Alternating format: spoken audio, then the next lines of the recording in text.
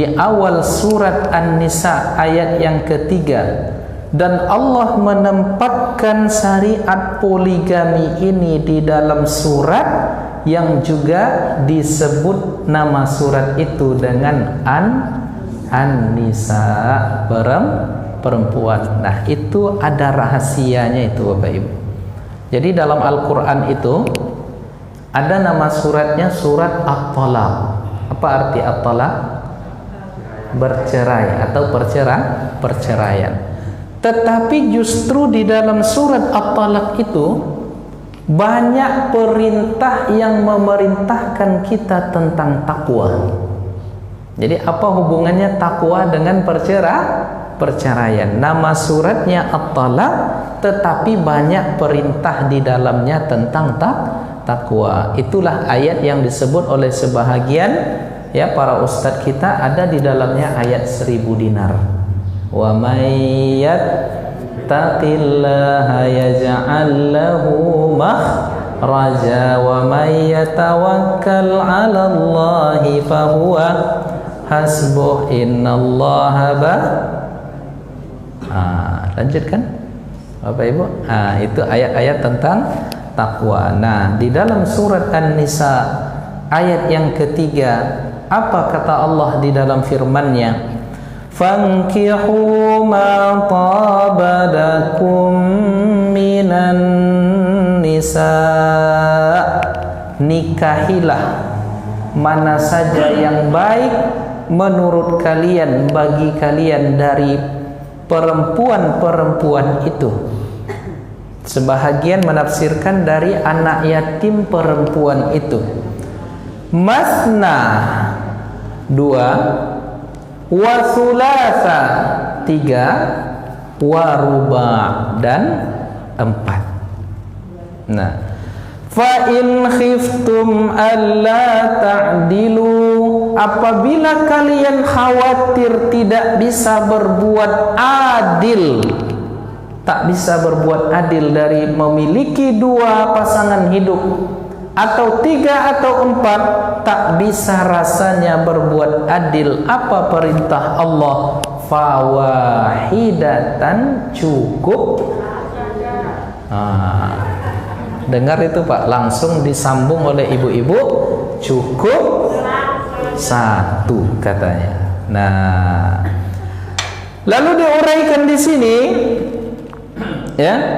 tapi rupanya sebelum itu perintah tentang menikah ini poligami atau monogami Bapak Ibu? Perintah awal dalam hukum menikah ini poligami atau monogami? Poligami dari ayat ini.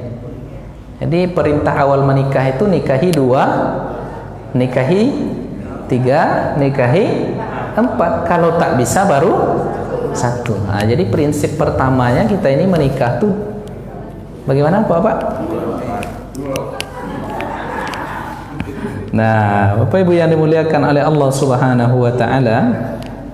Nah, di sini jadi bukan tentang bilangan, bukan tentang turunan-turunannya, tetapi yang ingin kita bahas sesungguhnya apa?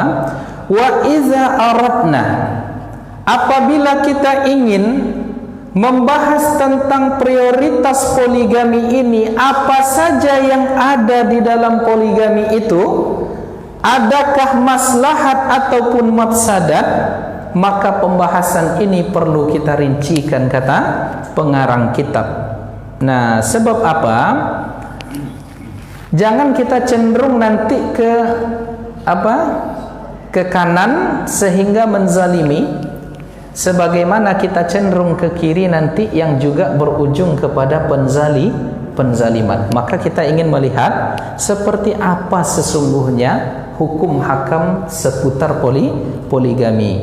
Ketika Allah membolehkan poligami, tetapi di dalam poligami itu katanya yanalul mar'atu min adza, pasti ada di dalam hukum poligami ini perempuan atau istri dalam tanda kutip akan merasa terganggu batinnya.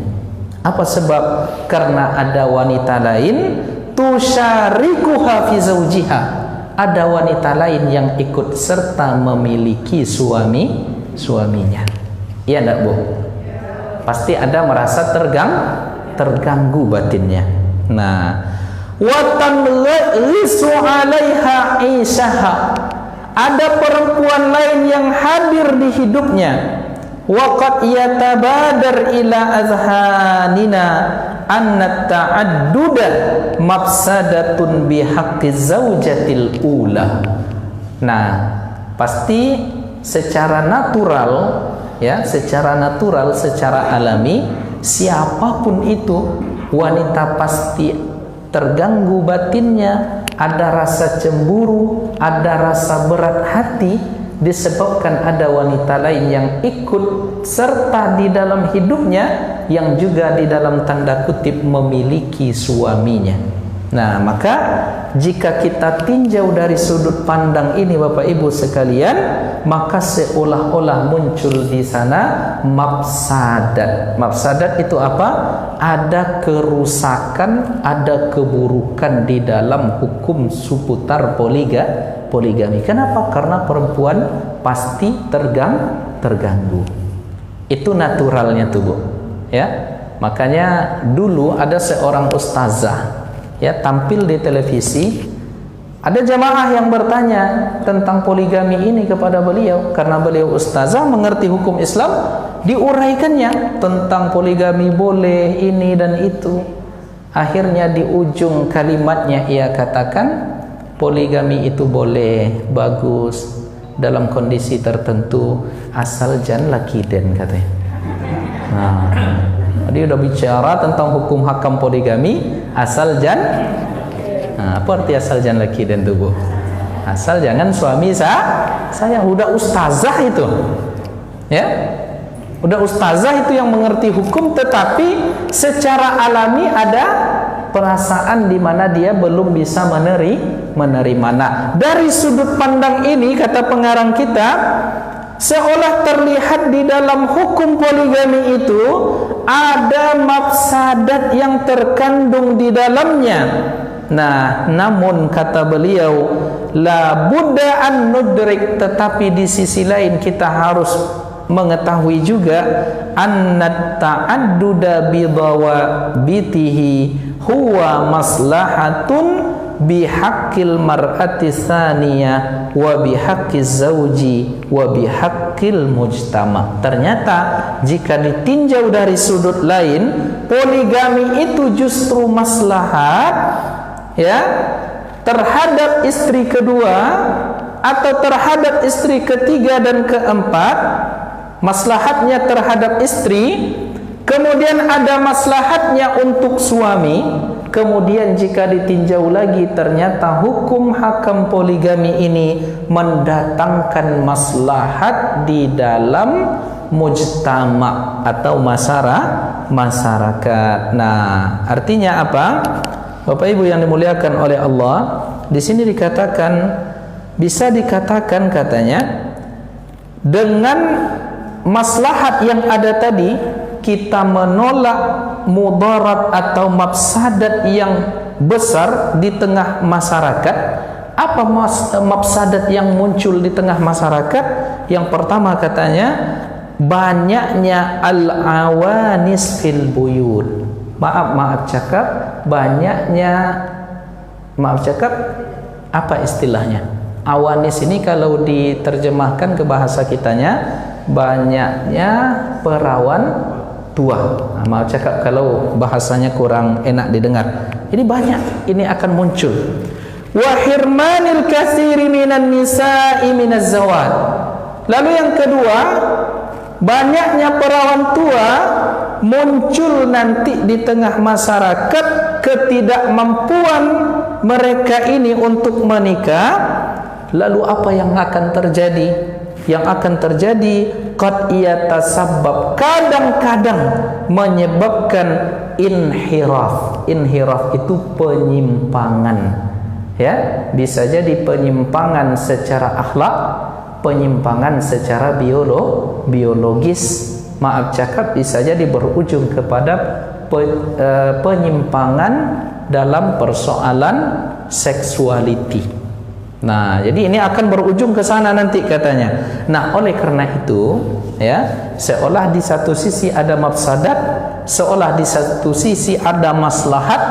Nah, bagaimana Islam mengatur tentang hukum hakam poligami? Apakah dibolehkan begitu saja atau tidak dibolehkan sama sekali? Seperti apa keadilan hukum Islam memandang itu?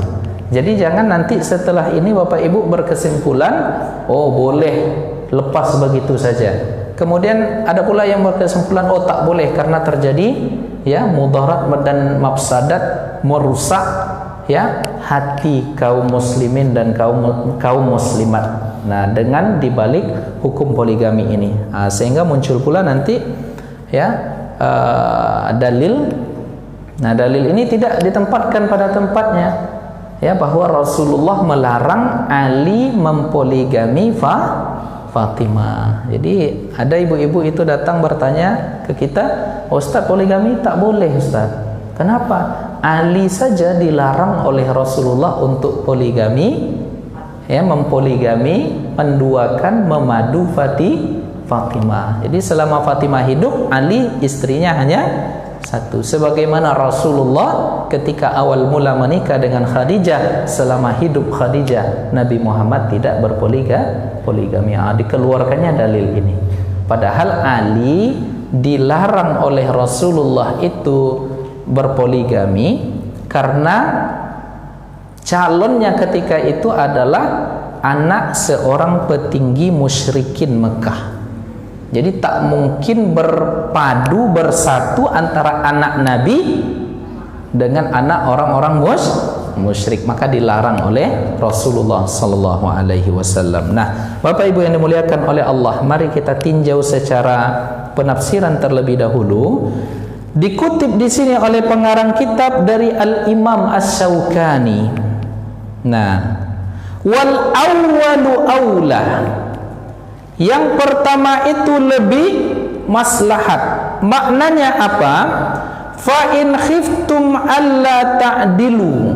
Apabila kalian tidak mampu berlaku adil fi zaujat, dari 4 orang istri tadi, ya. Ini adilnya itu Pak dalam nafkah. Adilnya itu dalam jatah. Ya. Nafkah, jatah bermalam itu harus adil. Tetapi kalau tentang perasaan, ini tidak bisa kita samakan. Cinta ke yang pertama, cinta ke yang kedua, cinta yang ketiga, cinta yang keempat. Ini berbeda. Mungkin ke yang pertama 80%, ke yang kedua 20%. Rendah sekali itu, padahal yang kedua ini. Biasanya lebih cinta ke yang muda, ya, biasanya. Ya. Ini mohon maaf nih Bapak Ibu, saya kadang sok-sok tahu ini ya masalah ini. Ustaz ini sok tahu, padahal Ustaz saja masih belum pengalaman katanya. Nah, saya membaca kitab saja.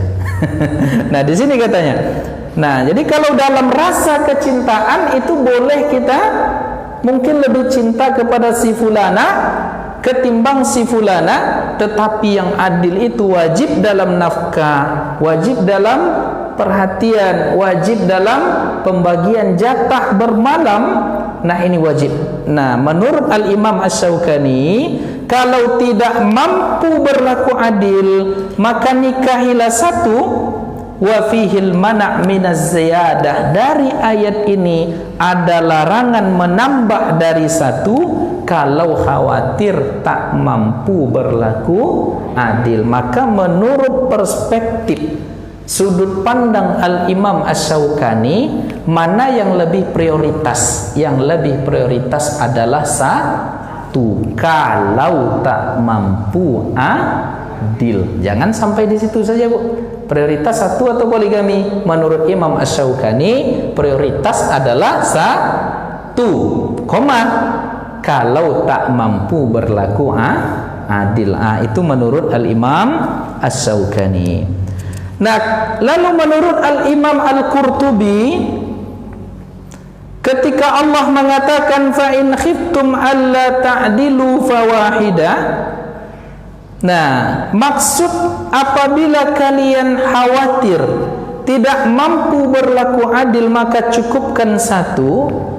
Imam Ad-Dhahhak, kata Imam Al-Qurtubi menukil pendapat Imam Ad-Dhahhak, maksud di sini berlaku adil itu adalah fil maili, kecenderungan hati, wal mahabbah, kecintaan, maaf cakap, wal jima', ya, wal usyrah, dan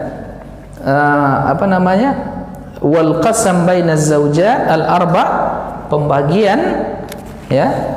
Itu menurut Al-Imam Ad-Dhahhak. Famuni'a minaz ziyadati allati tuaddi ila tarkil adli, maka dilarang menambah lebih dari satu apabila tidak bisa berlaku adil.